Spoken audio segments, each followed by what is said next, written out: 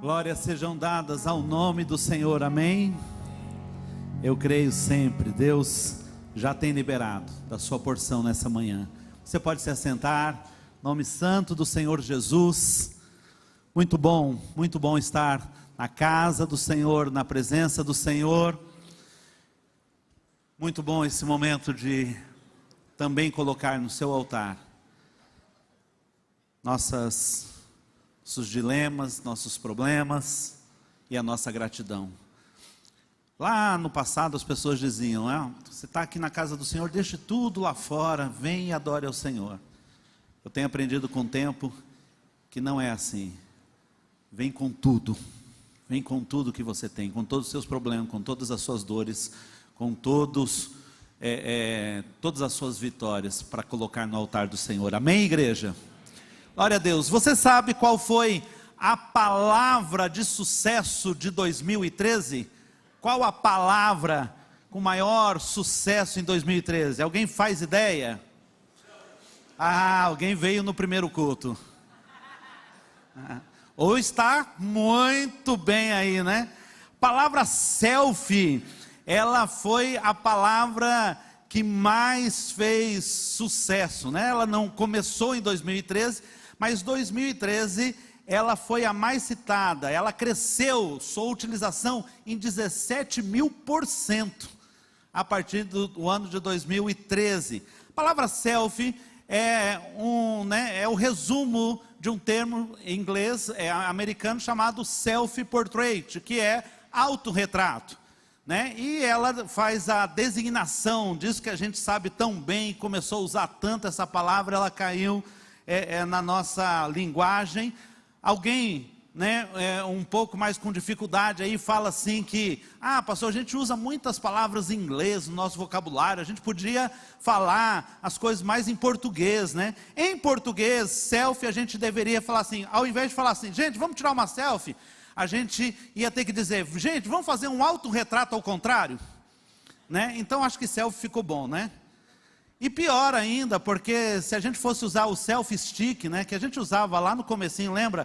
Aquele suporte que a gente usava, né? No começo a gente não só esticava o braço, não, a gente queria usar um pauzinho de selfie, era pau de selfie o nome. Então, às vezes em inglês fica mais legal. Mas por que você está falando isso, pastor? Porque nós somos a geração do selfie. Por falar nisso, vamos fazer uma?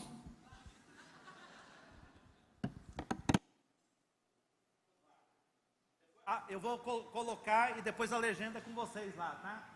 Tipo, pastor sem noção, alguma coisa assim. Tá todo mundo saindo. Olha aí, isso. Tem que dar bonitinho, senão não sai na foto, né? É isso aí, vamos marcar. Já não dá para marcar todo mundo, né, gente? Não fica magoado já não, né? Por que eu estou falando isso? Porque a geração do selfie, ela também caracteriza um comportamento.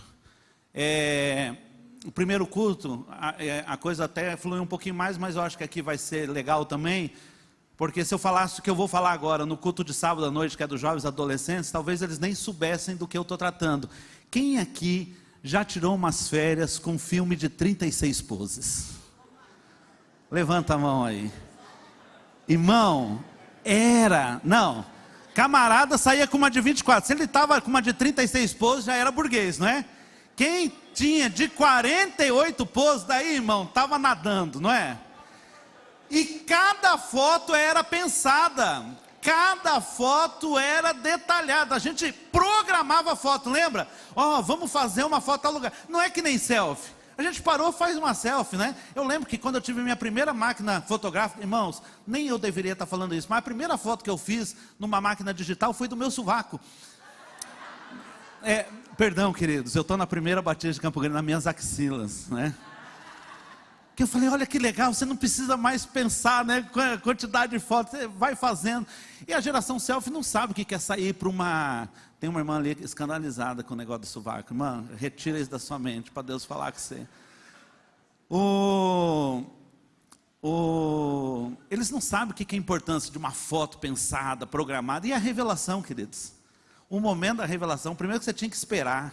Segundo, que você não sabia o que ia ter ficado bom ou não. Lembra aquelas que vinham metade preta assim? Ou uma sobre a outra?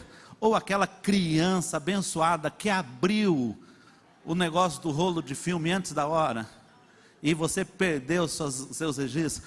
A geração selfie, ela marca um novo momento em tudo. O que a gente produziu de foto no último ano, o que a gente produziu de imagem no último ano, já é mais do que a humanidade produziu em todo o tempo anterior. Só o que nós produzimos de imagem no ano passado.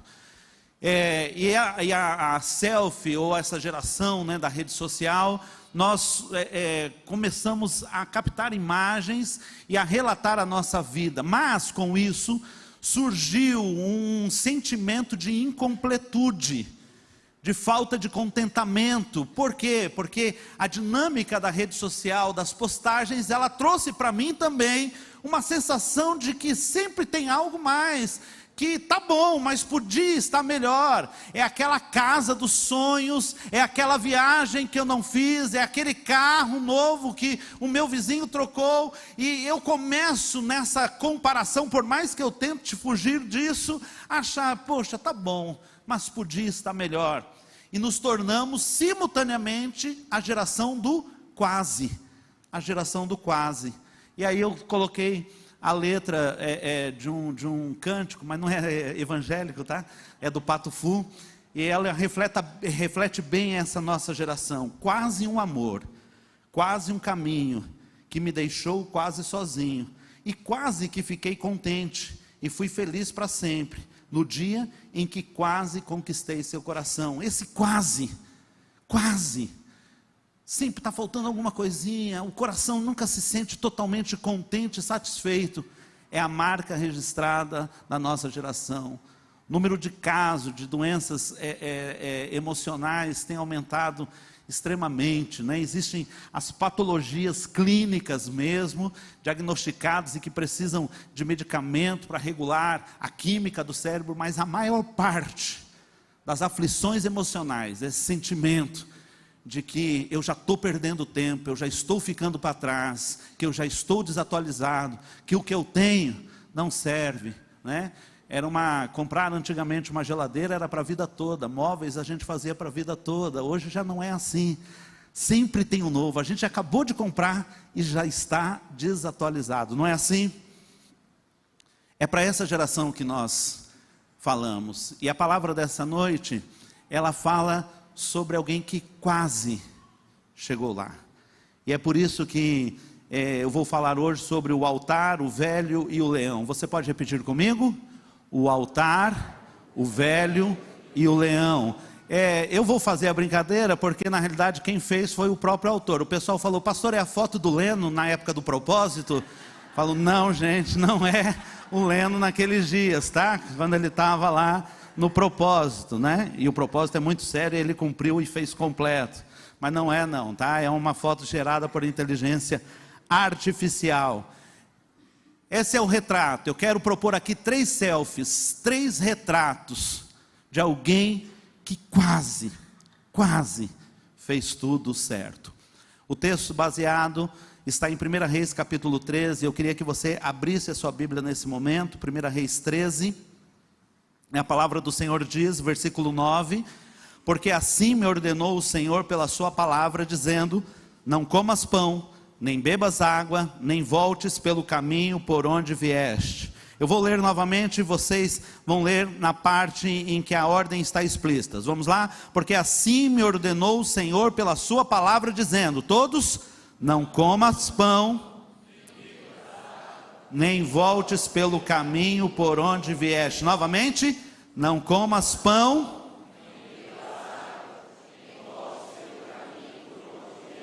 Ok, para que você entenda, e eu gostaria sinceramente, eu vou contar para você, a palavra dessa manhã, eu vou ler a Bíblia para você, nesse momento, é o capítulo todo do 1 Reis 13, mas era muito importante você chegar em casa, ler pelo menos o 12 e depois o 14 também, os capítulos, para ter uma compreensão mais completa. E o cenário desse texto, ele acontece na divisão de Israel. Israel teve 3 reis que governaram sobre toda a nação como um todo, em Israel. Primeiro Saul, segundo Davi, ao qual Deus fez promessas profundas, da onde veio Jesus, o filho de Davi, Salomão. Esses foram os únicos 3 reis que reinaram sobre Israel como uma nação única. Logo após a morte de Salomão, subiu ao trono Reboão, o seu filho, e ele pesou a mão, ele forçou impostos. Ele, ao subir no trono, pediu conselho para os mais velhos, dizendo: o que eu devo fazer? Alivie o povo está opresso com a carga tributária, nada parecido com o que a gente vive, queridos? E aí ele foi procurar os mais jovens conselheiros. Eles falaram: não, força ainda mais. Então ele dá a sentença, ele diz: olha, vocês acham que a mão do meu pai Salomão estava pesada? Eu vou pesar ainda mais os impostos. Mediante isso, Jeroboão, um novo líder, ele aglutina 10 das 12 tribos de Israel. E ele faz ali, junto com as 10 tribos, a rebelião e separa Israel como nação. E aí então nós temos Israel, que vai passar chamado Israel como o reino das 10 tribos, o reino do norte, e Judá e Benjamim, as últimas 2 tribos, como o reino do sul, e nós vamos começar a tratá-los como o reino de Judá mesmo. Então, a partir desse momento, é nessa hora que nós estamos nesse texto. Jeroboão acaba de fazer uma rebelião e separa as 10 tribos do norte das 2 tribos do sul. E ali então a nação já não está mais unificada. Só que Jeroboão, ele pensa o seguinte: uma vez por ano, pelo menos, a maioria dos israelitas fazia isso mais, mas pelo menos uma vez, eles tinham que descer a Jerusalém para cultuar a Deus. E ele pensou: se o povo descer até Jerusalém, eles vão se sentir uma nação com o povo do sul, e eles vão voltar o coração deles para o reinado de Roboão, e vão acabar me matando, e acabou para mim. Então o que ele faz? Ele diz: não posso deixar o povo ir até Jerusalém cultuar, e ele escolhe 2 lugares, Betel e Dan, e ali ele manda edificar 2 bezerros de ouro, por um em cada um desses lugares, e diz ao povo: agora nós vamos cultuar neste lugar, esses são os deuses que nos tiraram do Egito. E ele leva o povo a fazer essa nova religião que ele está inaugurando. Ele constrói altar em Betel e constrói altar em Dan, e ali põe os bezerros e o povo passa a adorar. Só que não tinha sacerdotes, ele não tinha profetas para fazer isso. Então a Bíblia diz lá no capítulo 12, que ele, dentre o povo, quem se candidatava a ser sacerdote, ele ia e consagrava como sacerdote dessa nova religião de Israel.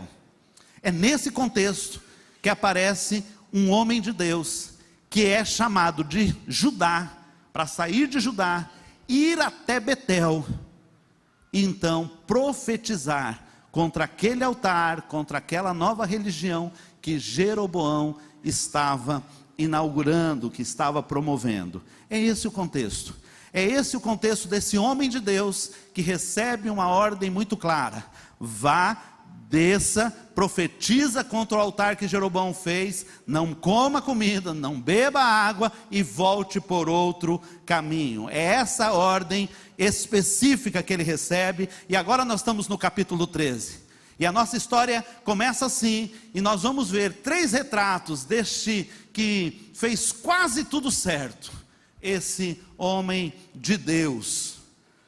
Este pano de fundo, então ele chega até Betel, conforme a ordem do Senhor, e ele começa a dizer a Jeroboão que aquilo estava errado, e que ele estava profetizando contra aquele altar. E profetizar contra o altar era profetizar contra a religião que Jeroboão estava implantando em Israel e fazendo o povo desviar o coração de Deus. Ele diz: esse altar aqui, ele vai ser profanado. Haverá um homem que Deus vai levantar, e o seu nome será Josias, e ele vai queimar os ossos desses falsos sacerdotes e profetas nesse altar. Porque queimar osso humano, ou o toque de um humano morto num altar, já profanava de cara aquele altar. Ele diz: ele vai profanar, porque isso aqui é uma mentira, isso que você está fazendo é errado. E para que você saiba que eu estou falando da parte de Deus, vai vir um sinal agora para você. Vamos ler. O primeiro retrato é esse, pode passar. Esse é o primeiro retrato, diga, o profeta e o rei. Esse é o primeiro retrato, é a obediência no altar. Olha só o texto que diz: e deu naquele mesmo dia um sinal, dizendo: este é o sinal que o Senhor falou, eis que esse altar se fenderá, e a cinza que está sobre ele se derramará. Ele diz, para que você saiba que um dia toda, essa palhaçada que você está fazendo vai acabar, já te dou um sinal hoje da parte de Deus. E realmente o altar se fendeu, e as cinzas que estavam ali dos sacrifícios começaram a cair. Nesse momento é como se, em linguagem contemporânea, Jeroboão estivesse dizendo: o que? Na minha presença? Que audácia é essa, seu amostradinho?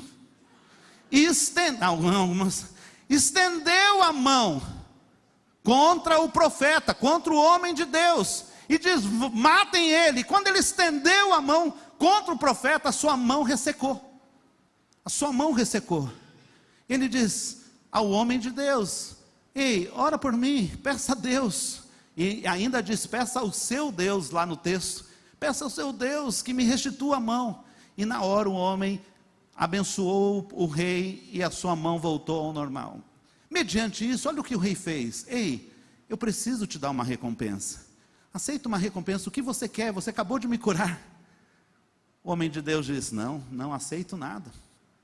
Não aceito nada da tua mão, nem que você me desse metade do teu reino. Você percebeu que eu estou lendo a Bíblia para você, né?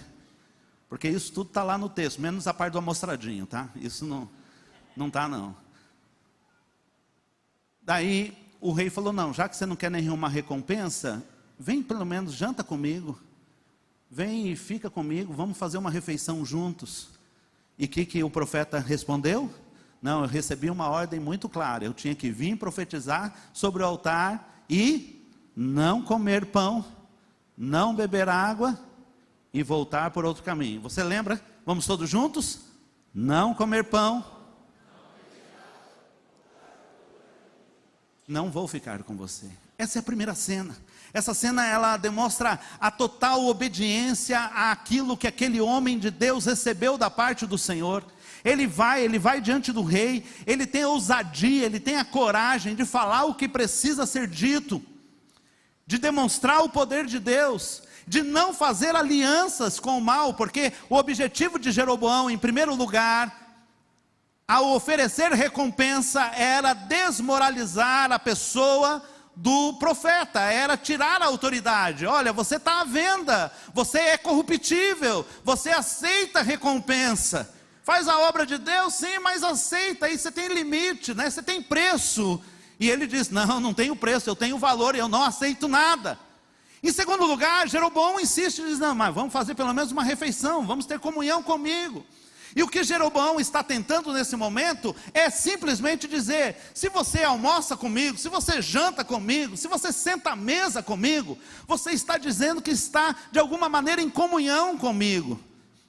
E o que era importante para Jeroboão? Que as pessoas pudessem entender que aquela nova religião tinha pelo menos agora um profeta verdadeiro, né? Tinha um sacerdote da qual aquela religião poderia se orgulhar e se afirmar. E o profeta, o homem de Deus, ele diz: não vou fazer refeição, a ordem para mim é clara, e eu não fico aqui, eu não tenho nada com você, eu não tenho nada com esse lugar, eu não tenho nada com isso que você está tentando chamar de uma religião que agrade a Deus, porque ela não tem nada disso. Ele não negocia valores. E ele sai dali. E aqui agora nós vamos para um segundo retrato, porque ele sai daquele lugar e vai por outro caminho embora, de volta para casa. E aí a gente tem um segundo retrato, que é o profeta e o velho. Você pode repetir comigo? Esse retrato, ele vai demonstrar uma negligência. Olha só, passa o texto, vamos ler juntos? Todos juntos o texto, pode projetar. Vamos lá? Ora, todos juntos. Ora, morava em Betel um velho profeta. Seus filhos vieram contar-lhe tudo o que o homem de Deus fizera aquele dia em Betel, e as palavras que ele dissera ao rei, contaram-nas também ao seu pai.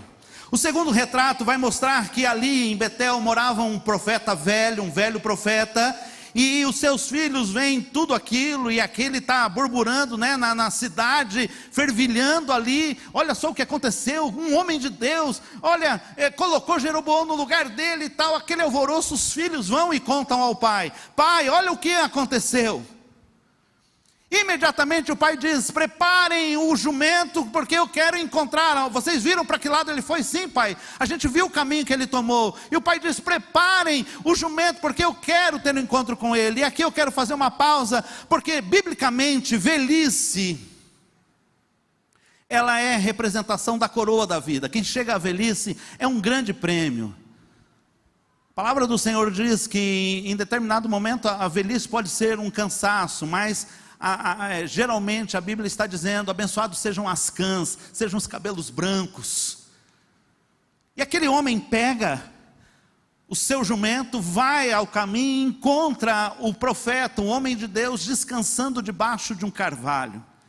Eu não sei a experiência de todos os pastores, mas muitos pastores que eu converso, eles relatam coisa semelhante. Eu me sinto assim, sempre que ministro a palavra, ministro um culto, eu me sinto esgotado no final daquele culto, porque não é um discurso, né? Não é um prólogo simplesmente. Na realidade é um desgaste, né, espiritual. E eu imagino o desgaste espiritual que aquele homem de Deus estava, e ele chega em algum momento que ele se sente seguro para descansar embaixo de um carvalho, e é ali que o velho profeta encontra.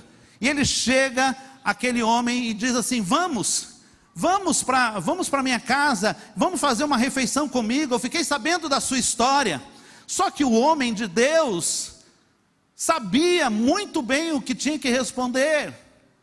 Ele disse: olha, eu não vou, até o pessoal lá da Primeira Batista sabe que eu não posso ir, eles sabem perfeitamente que eu tinha que ir, profetizar contra o altar e depois não comer, não beber e voltar por outro caminho. Todo mundo está sabendo. Eu não vou com você. Olha só o velho profeta. Ele falou: não, eu também sou profeta, que nem você. E essa noite Deus me falou que é para você vir para minha casa e fazer a refeição. Fique tranquilo. Ah, é? Foi? Foi. Vamos então. Eles estão comendo a refeição. E daí nesse momento, antes disso é interessante, porque a palavra do Senhor relata o seguinte, que o velho profeta falou assim, e logo a palavra destaca: mas ele estava mentindo. Se a sua Bíblia está aberta aí, você já viu isso. Ele estava mentindo. E ele leva o homem de Deus, que é a primeira vez que é chamado de profeta no texto, ele leva aquele profeta mais novo, o homem de Deus, para sua casa, e eles estão ali na refeição. Nesse momento, um espírito mesmo, né, uma palavra de Deus vem sobre o velho profeta, e ele diz: olha, porque você foi desobediente à voz de Deus, e você não fez como ele te mandou, e ele te mandou: vá, profetize contra o altar, não coma, não beba e volte por outro caminho, porque você não obedeceu de maneira íntegra isso, você não vai voltar para a sepultura dos seus pais, você não vai ser enterrado na sepultura dos seus pais.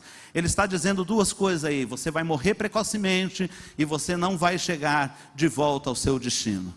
Sabe, a velhice, ela traz sinais. Algumas habilidades, elas já não fazem parte, já não se tem tanta força, e alguns sentidos podem ficar comprometidos. Eu vou dar um exemplo bíblico de Isaac. Isaac, quando está na hora de abençoar o seu filho Esaú, Jacó vem, porque Jacó quer a bênção antecipada, quer roubar a bênção do seu irmão, e Jacó prepara uma comida que o seu irmão preparava, ele pede para a mamãe fazer, ele põe peles para disfarçar, porque o seu irmão era peludo e ele era liso, né? Ele põe um casaco e passa sobre si a roupa de Esaú para ter o cheiro de Esaú. E Isaac não está vendo mais. Ele diz: é meu filho Esaú? Ele diz: sim, sou eu, pai. Era Jacó. Está esquisito, vem cá, vem cá. Daí ele passa a mão: ah, é peludo, o cheirinho é de Esaú, e essa comida é como Esaú faz. E ele abençoa Jacó de forma equivocada. A velhice espiritual, ela pode trazer sinais assim: a gente vai perdendo a visão. A gente está tanto tempo no Evangelho, a gente está tanto tempo na casa, a gente está tanto tempo neste lugar, que a gente perde a visão espiritual e vai agindo no natural. Deixa eu sentir, deixa eu tocar, deixa eu cheirar, e as coisas do Senhor não se discernem dessa maneira. Foi o que aconteceu com Isaac. Jacó também perdeu a sua visão na sua velhice, só que ele teve discernimento espiritual. Quando José traz os seus filhos para abençoar, ele põe o mais velho na mão direita e o mais novo na mão esquerda, para que o pai abençoasse o mais velho primeiro, e o pai cruza as mãos.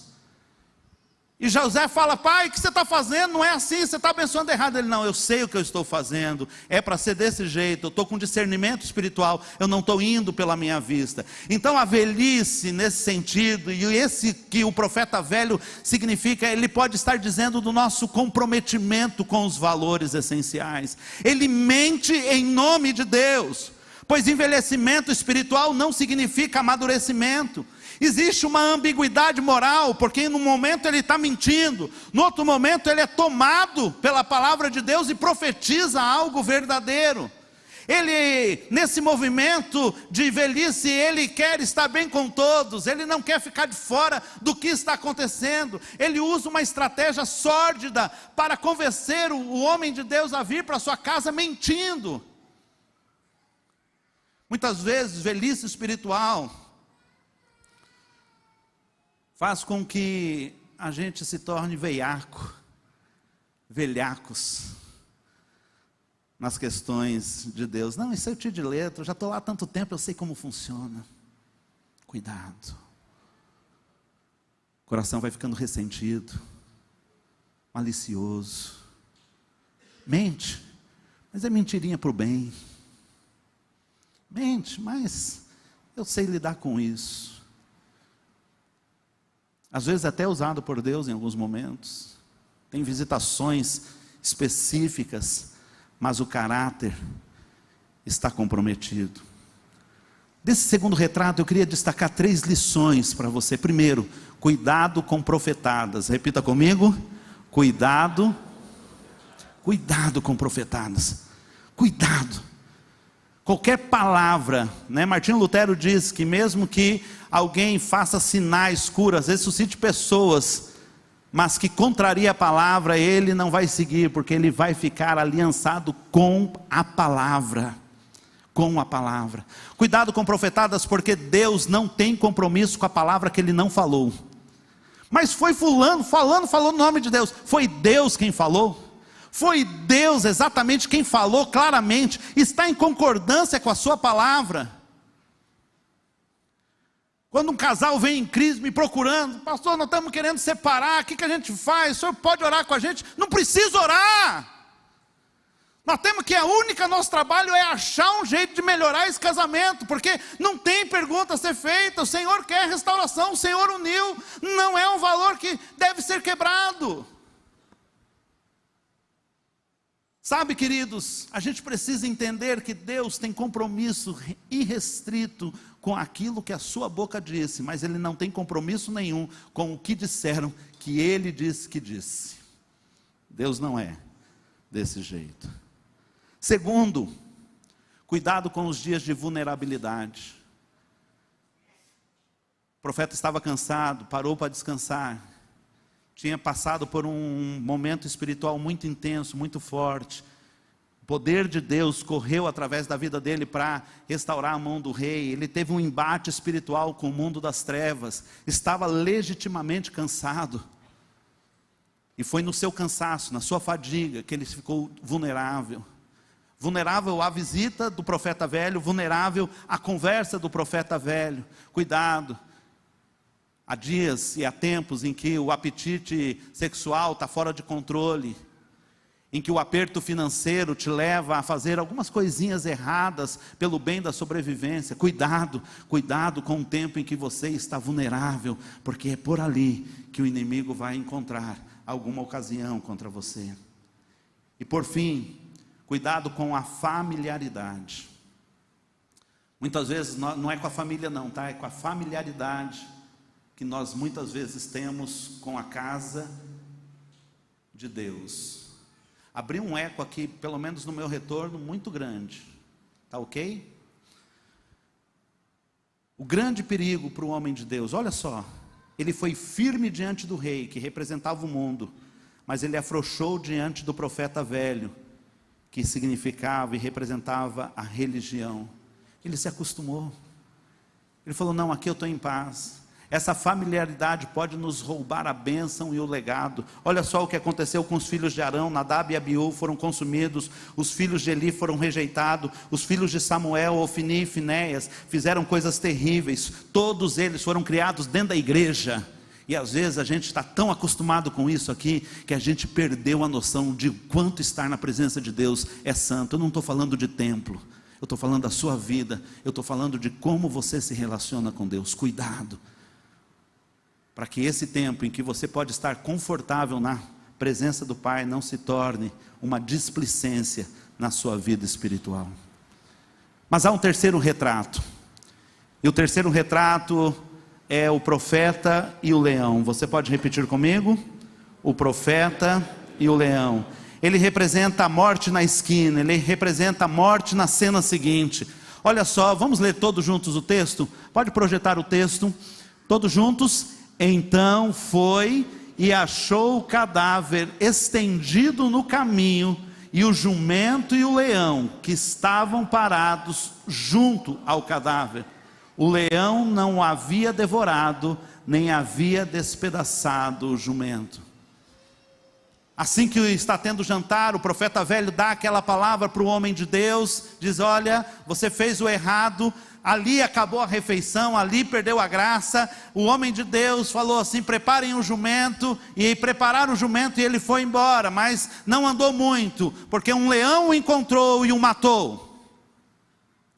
E aqui há uma coisa muito interessante, que a palavra do Senhor diz, que o leão não devorou, apenas matou. O leão aqui, ele está representando o juízo de Deus sobre o homem de Deus. E você fala, muito cruel, foi só uma coisinha de nada. Mas a quem muito é dado, ele tinha uma ordem clara. Até eu e você sabemos a ordem clara. Vai até Betel, profetiza contra o altar, e depois, não coma, e volte por outro caminho. Era tão claro, tão fácil aparentemente de obedecer.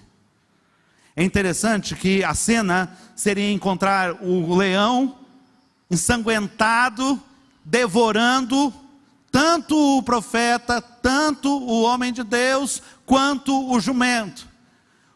Quando sai a notícia de que havia um homem morto e um leão na estrada, a notícia chega no profeta velho. E ele diz, prepara o meu jumento, outra vez, e vai até lá. Esse jumento trabalhou, se você ler o texto, rapaz, tem muita gente que aparece, mas ninguém aparece mais do que o jumento. Esse jumento devia estar, mas gente, eu chego, tem que sair, né? Que coisa é essa, toda hora. E ele vai até ao lugar, e quando ele chega lá, está o leão parado, o homem morto, que foi morto pelo leão, e o jumento. A cena normal era o jumento devorar, mas ele só matou. Eu não tinha preparado isso na hora que eu estava preparando a palavra, mas quando eu estava pregando o primeiro culto, me ocorreu que talvez o leão recebeu a mesma ordem. Vai, mata o profeta e não coma. E o leão é mais obediente do que o homem de Deus. Sabe? O leão aí, ele representa o juízo de Deus. Mas mesmo no juízo de Deus, a manifestação da graça. Mesmo no juízo de Deus, a manifestação da soberania e do limite. Deus pôs limite para o leão. Sabe por quê? Porque ele mesmo tendo feito juízo sobre o homem de Deus, não deixou ser apagada a memória daquilo que aquele homem de Deus havia feito pela sua mão. O profeta velho chega, diz: vamos pegar o corpo, e levou para a cidade e disse aos seus filhos: vamos enterrar. E eles enterraram o homem de Deus.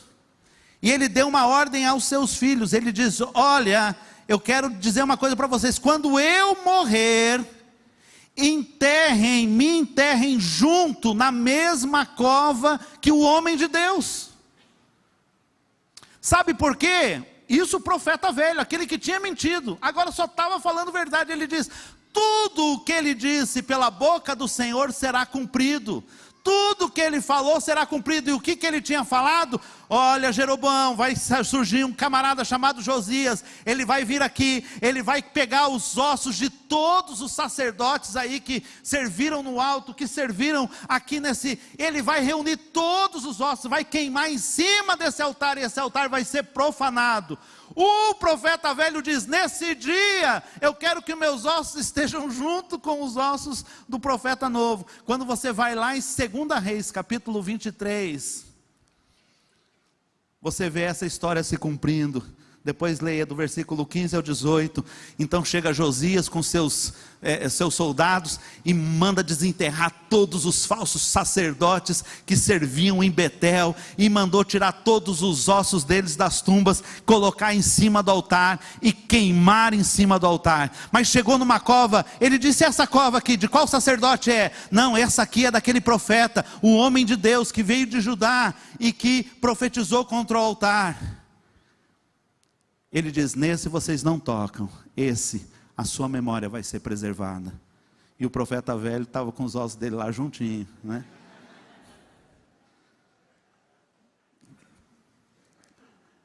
O leão mata, mas não devora.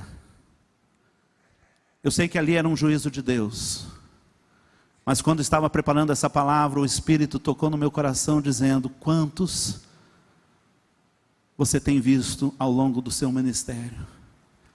Quantos homens de Deus começaram bem?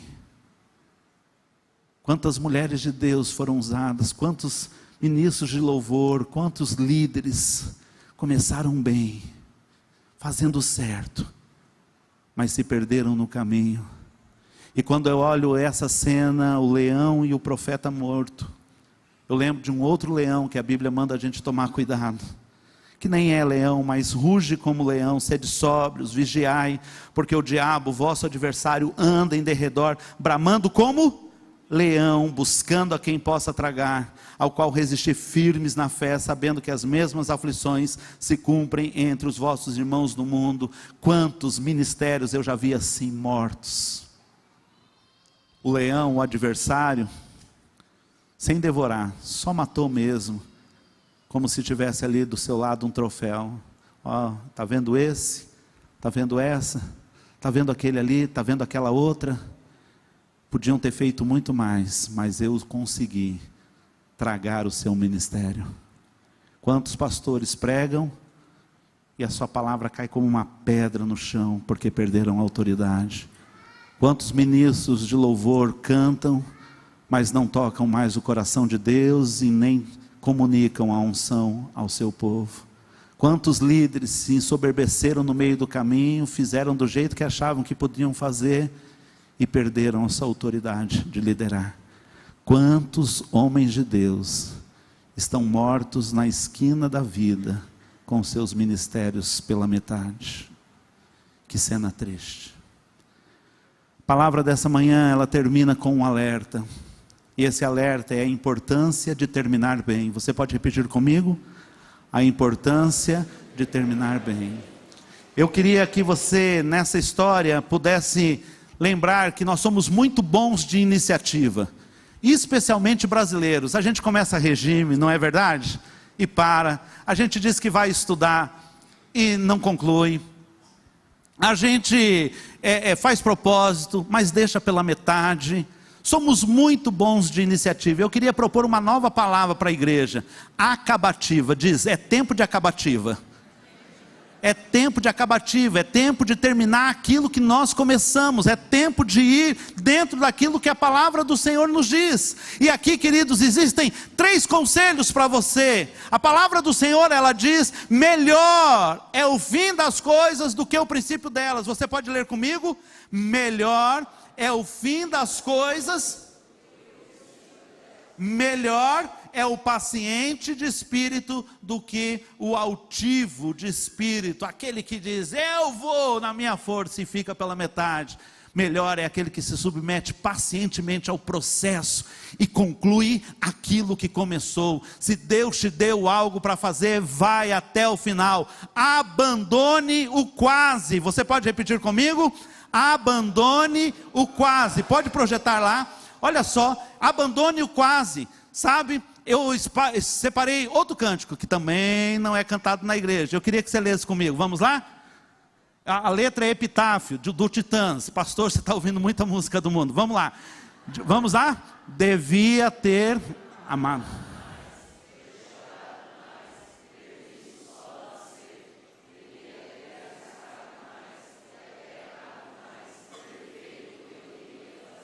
O nome dessa música é Epitáfio. Epitáfio é aquela inscrição que a gente faz no dia, ali no túmulo, na morte. Inclusive eu já falei para a igreja, vou repetir.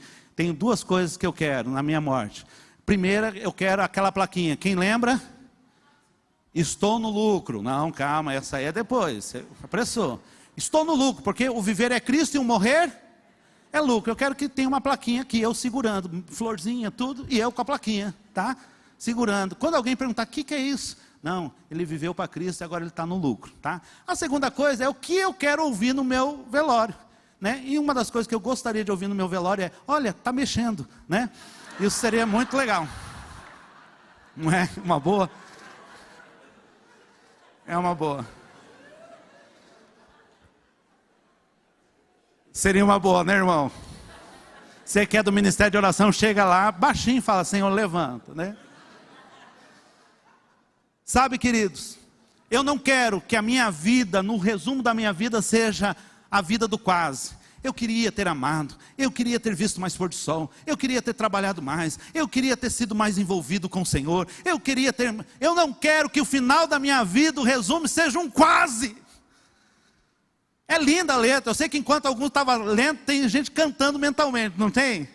Estava cantando lá mentalmente assim. E é linda, é uma poesia, e tem o que dizer, tem o seu valor, mas eu não quero que esse seja o meu resumo de vida. Eu não quero olhar para trás e dizer: gente, a minha vida foi um quase tudo, quase perfeito. Não, eu quero dizer o que Paulo disse, eu quero abraçar o tudo de Deus. Combati o bom combate, completei a carreira, guardei a fé. Essa é a sua declaração de vida, é assim que você vai chegar no final. Combati o bom combate, acabei com a carreira, guardei a fé, completei aquilo que estava proposto, eu fiz aquilo que Deus tinha para mim, eu fui até o final, eu não negociei valores, eu não fiquei pela metade, eu não tropecei, fiquei caído, me levantei, aquilo que Deus me deu para fazer, eu fiz. Essa é a palavra que eu recebi. Não coma, não beba, vá por outro caminho, do jeito que o Senhor me mandou, eu vou, mesmo quando as circunstâncias são erradas, mesmo quando fica difícil, mesmo quando há decepções no caminho, mesmo quando as pessoas falham comigo, mesmo quando expectativas são quebradas dentro da própria casa do Senhor, mesmo quando meu coração desfalece, eu não paro. Eu recebi uma palavra e é nessa palavra que eu ando. Completei a carreira, eu quero guardar a minha fé. Senhor, essa é a minha declaração.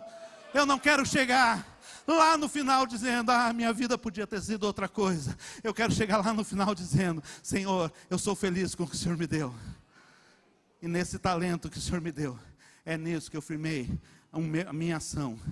Sabe, só não pode chegar lá no final e dizer: combati o bom combate, guardei a carreira e acabei com a fé. Não pode. Combati o bom combate, vamos todos juntos? Combati.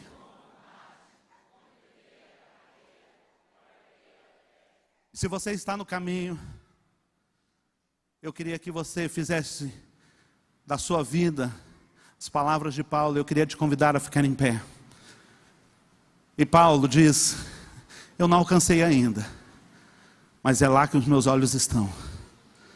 É na ordem que eu recebi, é na palavra que eu recebi. Todos juntos? Não que eu tenha alcançado, irmãos, mas concentro todos os meus esforços nisto, esquecendo-me do passado e olhando para o que está adiante. Prossigo para o final da corrida, a fim de receber o prêmio celestial, para o qual Deus nos chama em Cristo Jesus. É para lá que eu vou, eu tenho um alvo, Jesus é a minha referência. Posso olhar, irmão, eu posso olhar, eu admiro muitas pessoas, eu olho para a vida de algumas pessoas, elas me inspiram, mas a minha régua, o meu alvo é claro, eu quero ser parecido com Cristo, eu quero cada dia estar mais próximo, cada dia mais semelhante, Ele é o meu alvo. Vamos adorar ao Senhor e declarar essa verdade?